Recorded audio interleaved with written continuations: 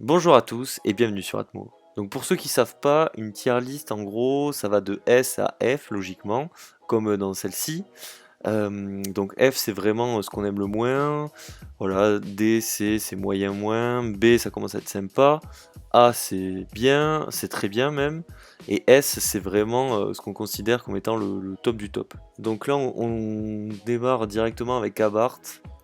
Donc Abarth, c'est le préparateur historique de Fiat. Moi, j'apprécie beaucoup la marque. Après, voilà, j'ai pas eu de rapport spécifique avec.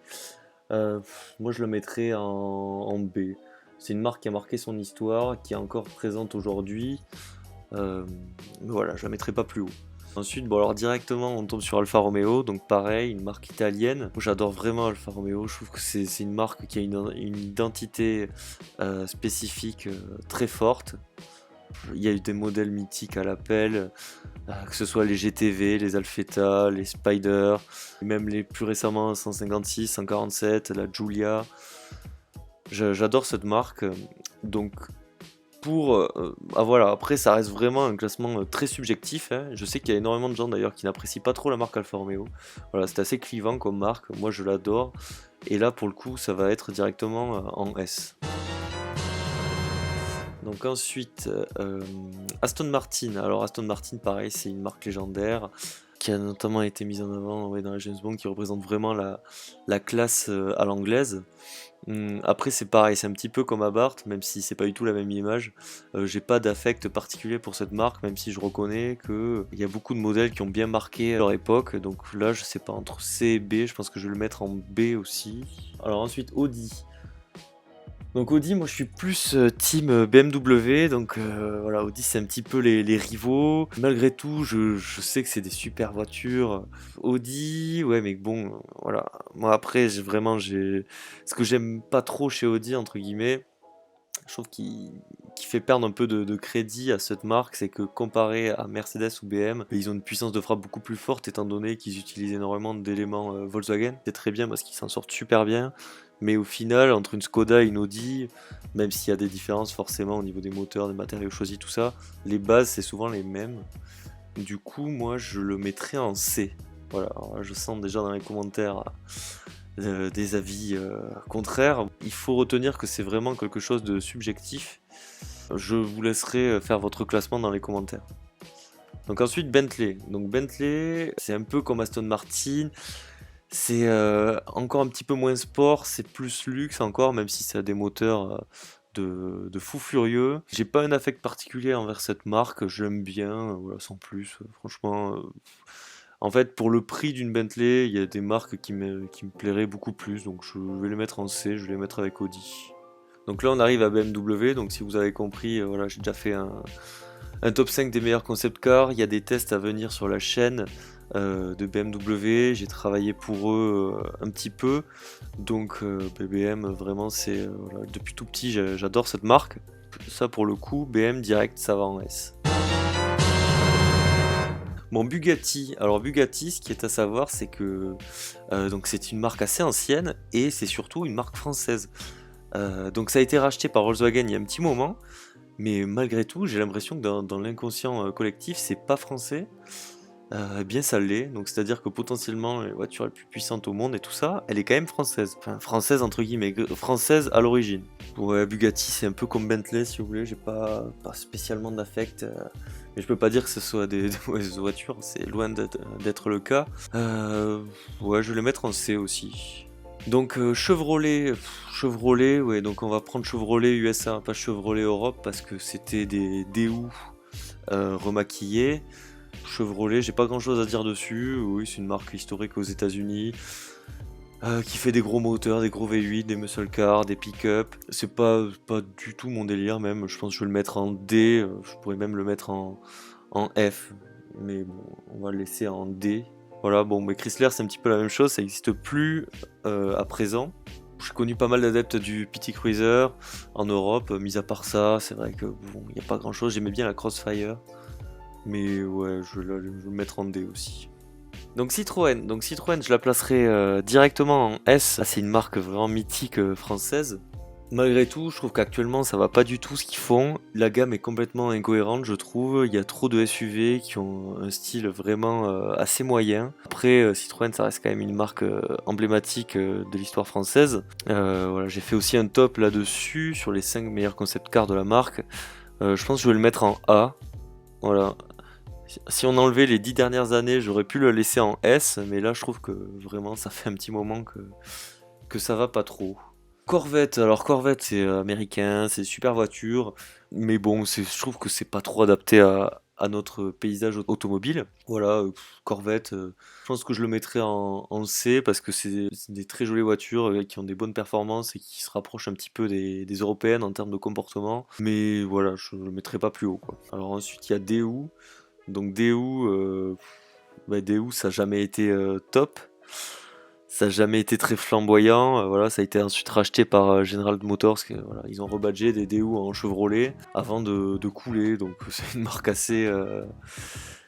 mais qui a en France, hein, je m'adresse toujours par rapport voilà, au marché français, c'est une marque qui a pas trop marqué son époque. Ouais, Daewoo, je pense que voilà, il en faut bien quelques-uns en bas de classement, et je pense que Daewoo, je le mettrai tout en bas. C'est honteux! Donc ensuite, il y a Daihatsu. Donc Daihatsu, je sais même pas si ça existe encore. En France, je crois pas. Dans le monde, oui. C'était une marque japonaise assez sympa. Il y avait la Copen, il y en avait deux trois qui étaient assez cool. C'est une marque, oui, qui est pas très connue. Les voitures étaient réputées pour être fiables. Ouais, je vais le mettre en D. Ouais, je peux pas le mettre plus haut non plus. Donc là, bon, ensuite Ferrari, donc je vais pas présenter Ferrari, je pense que tout le monde connaît. La marque de sportive automobile de référence, il n'y a pas grand chose à dire là-dessus, c'est des super voitures. Je pense que tout le monde le sait, je vais pas le mettre en S parce que c'est pas ma marque favorite. Après, je suis obligé de la mettre en A parce que c'est quand même des voitures exceptionnelles. Alors ensuite, Fiat. Donc Fiat c'est pareil, Fiat c'est une marque qui a une histoire énorme, qui a fait des voitures super. Et je crois que c'est la marque qui a remporté le plus d'élections aux voitures de l'année. Il y a eu toute une génération, que ce soit les années 60 avec la 500, les années 80 avec les Uno, les Tipo, la Fiat Panda, la première Panda, la Punto, il y a eu la Barchetta, la Coupé. Voilà, les années 90 c'était vraiment l'âge d'or de Fiat. Depuis, ça s'est pas mal calmé. Mis à part la Fiat 500 qui tient un petit peu la baraque, c'est un peu comme Citroën au final. Voilà, sauf qu'ils vont vraiment tous s'orienter autour de la gamme 500, mais un petit peu comme Citroën a fait avec DS au final. Sinon Fiat, ouais, c'est vrai que c'est pas... En ce moment, c'est pas terrible du tout. Je trouve que la gamme, pareil, elle est assez incohérente. D'un côté, il y a la 500 et les dérivés, de l'autre, il y a les typos, les trucs comme ça, c'est pas... Après, il y a le multiple là, quand même, qui a été fait par Fiat aussi. Non, rien que pour ça, déjà, on peut être qu'en B, voire en A. Allez, je le mets en B. Donc Ford, bon, c'est pareil, c'est quand même une marque complètement mythique. J'y fais allusion d'ailleurs dans l'histoire de la voiture électrique parce que c'est suite au lancement de la Ford T que la voiture électrique a vraiment été impactée. Donc Ford, c'est vraiment une marque historique, très mondialisée.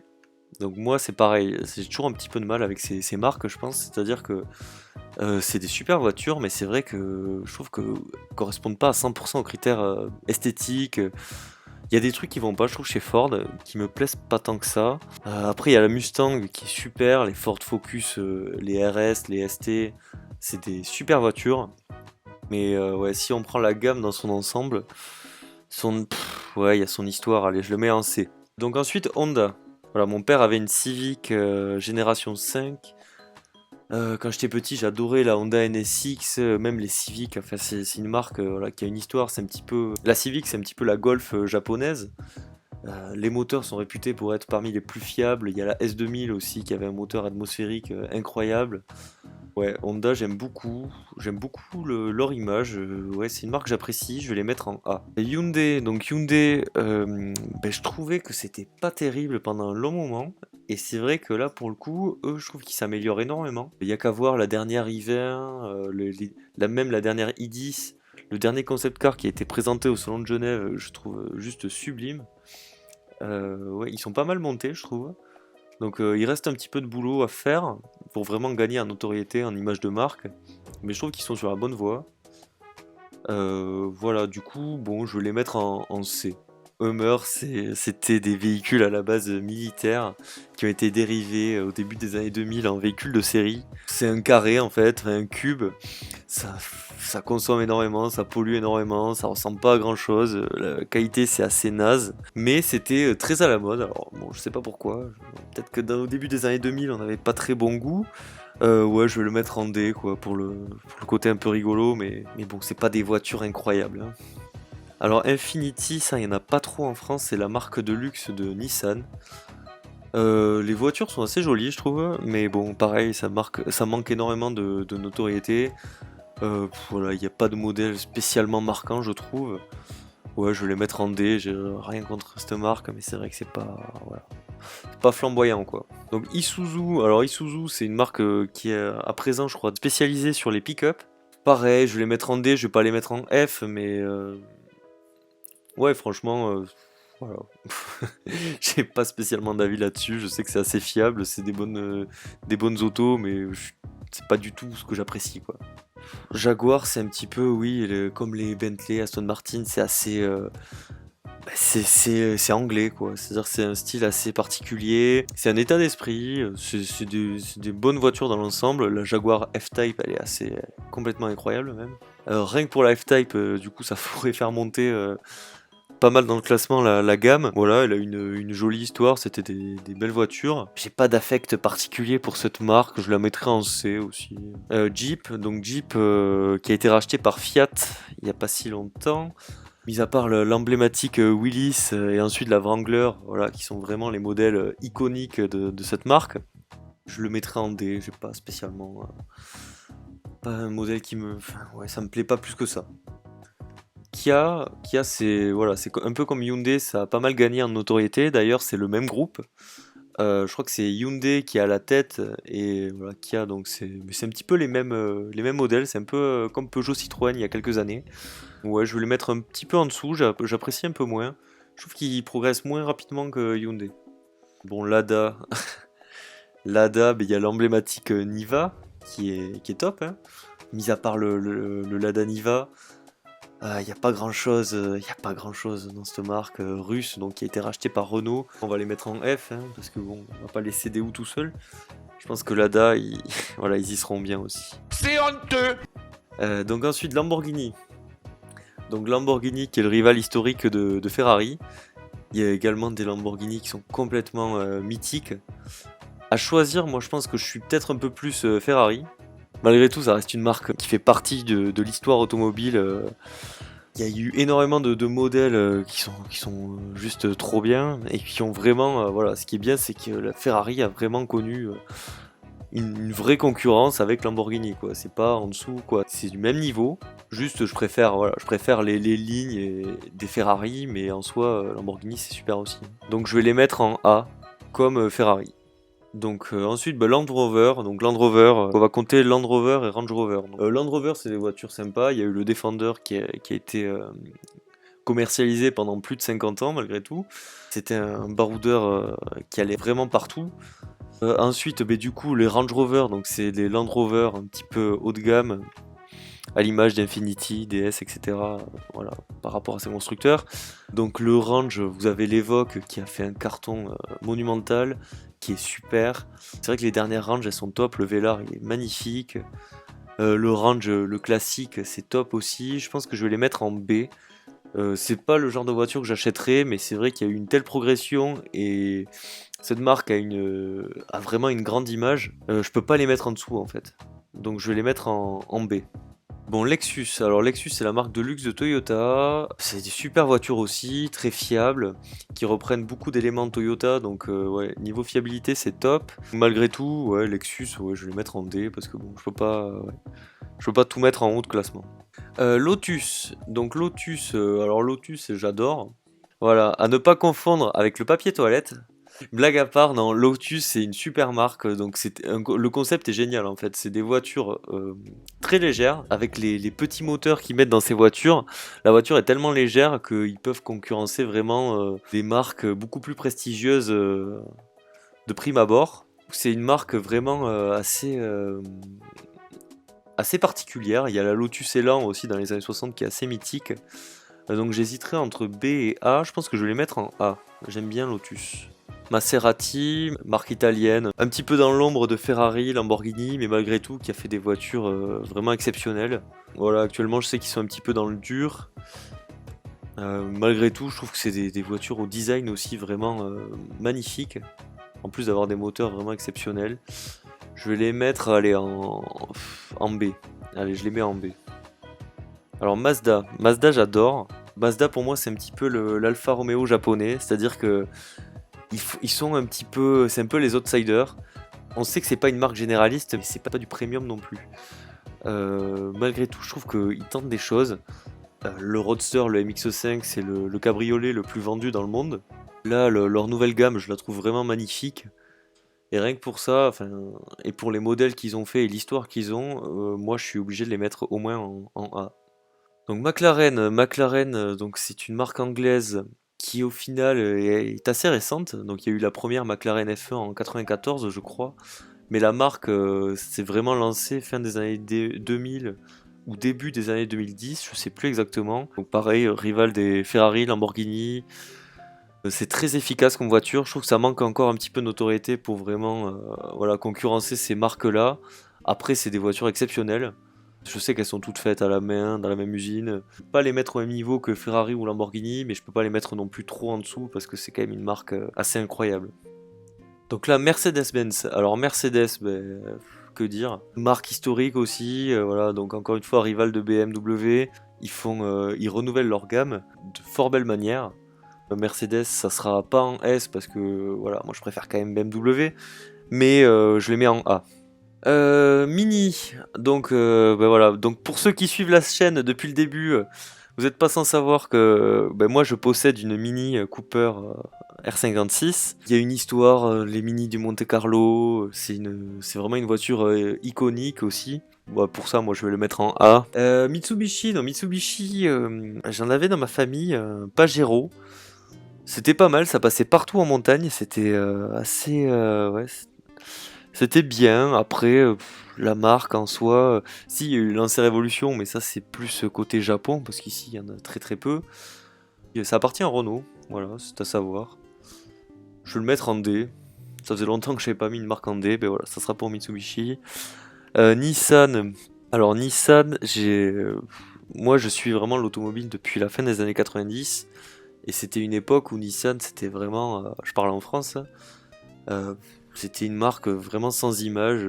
Je sais pas si vous vous rappelez des Nissan des années 90, mais c'était vraiment pas terrible. Il y avait la Micra encore qui allait, mais le reste, c'était bof bof quoi. Donc depuis qu'ils ont fusionné avec Renault, ça va beaucoup mieux. Le Qashqai, c'est le SUV le plus vendu en Europe. Il y a la GTR qui est juste une supercar qui peut rivaliser avec toutes les meilleures supercars de la planète. Alors ça c'est complètement incroyable. Le dernier Juke il est pas mal du tout. Je vais les mettre en C. Je voulais les mettre en D mais je vais les mettre en C. Opel. Donc Opel, bah, ceux qui me connaissent bien, ils vont savoir directement où cette marque va finir. Bah, il faut bien voilà, il faut bien une marque qu'on aime un petit peu moins que les autres. Ben moi c'est Opel. J'aime pas ces voitures. J'aime pas l'image de marque d'Opel. Je vais pas trop dire de trucs parce que je vais me faire incendier dans les commentaires. Si vous voulez en savoir plus, éventuellement je pourrais développer via une autre vidéo. Mais bon voilà, le seul motif d'espoir c'est que ça a été racheté par Peugeot et que du coup je pense que ça va être des voitures un petit peu plus abouties. C'est honteux. Alors Peugeot, moi ma toute première voiture c'était une Peugeot 206 et j'ai appris à conduire sur une 208. Voilà.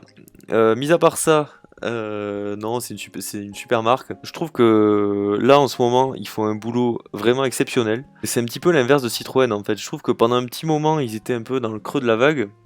Et là leur nouvelle gamme je trouve qu'elle est carrément dans le secteur des généralistes un petit peu...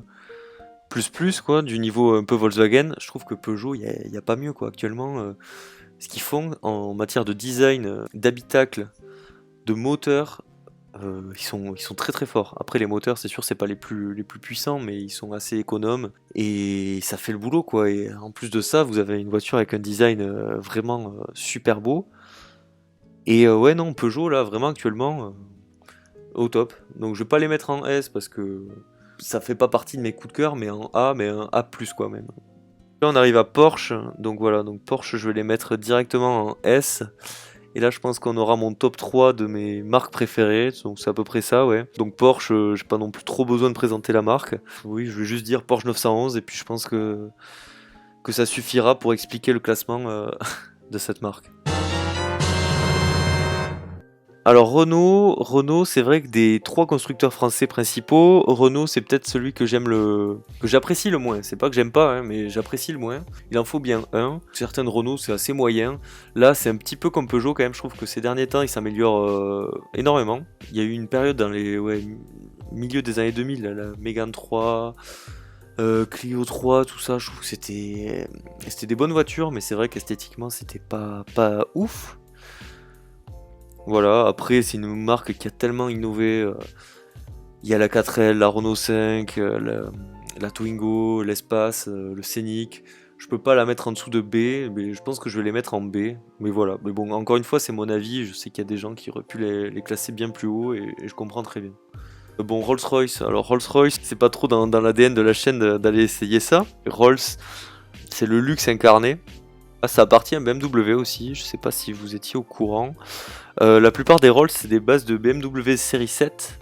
Voilà, et les moteurs, c'est souvent des dérivés BMW aussi. Mis à part ça, bon, moi j'ai pas grand chose à reprocher à cette marque, hein. Ça sera le C du moyen. Donc Skoda, donc là pour le coup, donc j'ai critiqué un petit peu le groupe Volkswagen avec Audi. Mais autant avec Skoda, c'est incroyable ce qu'ils ont réussi à faire, parce que dans les années 90, c'était vraiment une marque sans image, mais vraiment c'était enfin, moi je me rappelle, c'était vraiment la pire marque possible. Et depuis, franchement, les modèles ils sont super bien, la gamme est cohérente, et le design est assez recherché, c'est assez joli. Je trouve que ça ressemble pas mal à des Audi au final. Et mis à part encore une fois le manque de notoriété, même si la marque a fait d'énormes progrès dans ce domaine. Donc du coup, Skoda, je vais le mettre plutôt en C. Subaru, alors Subaru, en fait rien qu'avec un modèle, la marque elle a su se faire une super image. C'est des moteurs super solides, les boxers 4 cylindres, voilà, c'est une marque qui a quand même un peu à l'image de Mazda qui était un peu différente. Et voilà, et j'aimais bien ce côté un petit peu audacieux de la marque. Donc ça va finir en B.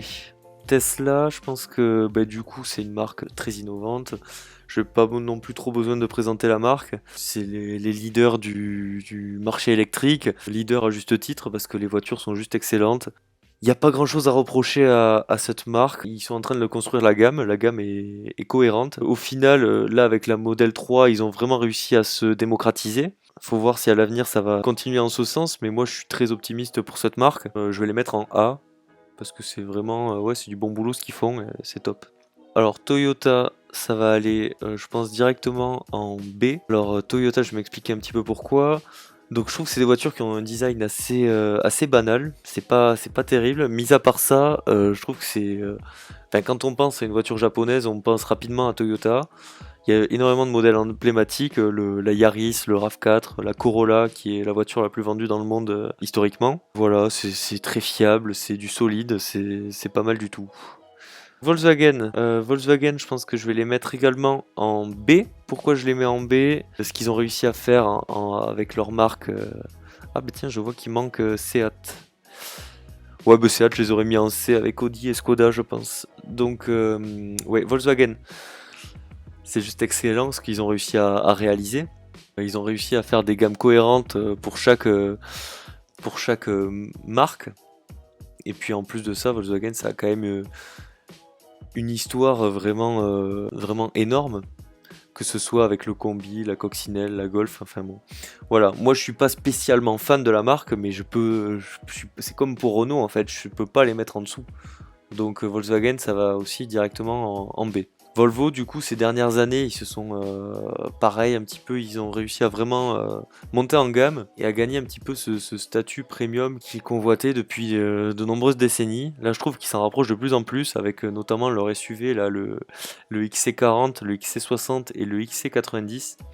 Bon, voilà, c'est du super boulot, c'est des super voitures. J'ai pas grand chose à dire dessus non plus. Et du coup, voilà, donc je vais les mettre.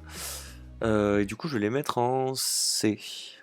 En tout cas, j'espère que cette tier list vous a plu, les amis. N'hésitez pas à me dire ce que vous en pensez dans les commentaires. Voilà, alors pas de haine, hein, c'est vraiment mon avis. Donc je me doute qu'il y a des gens qui pourraient faire l'inverse de ce classement. Et voilà, l'intérêt de cette passion commune pour l'automobile, c'est de pouvoir en débattre tranquillement dans les commentaires. Et moi, je vous dis à très bientôt pour une prochaine vidéo. Allez, salut!